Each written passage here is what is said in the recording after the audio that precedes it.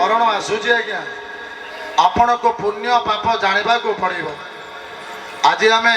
रामचरित्र मानस आज धर्म गुरु धर्म रक्षक धर्म प्रवचक धर्म प्रचारक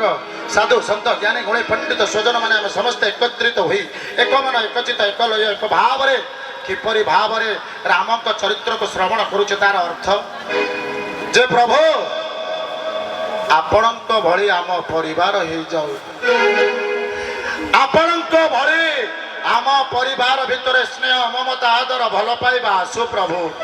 काम क्रोध लोभ मोह मद आश्चर्य आम ठारू दूरे ही जाऊ। सतरे 18 वर्ष न हवा जाए जेमेती आपण भोट देबा पाई प्रिय पात्र किए होई पारंते नाही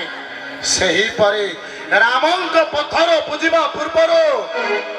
रामंक पथरे चल रामंक बाटरे चल जो दिन रामंक बाटरे चलवा शिखेब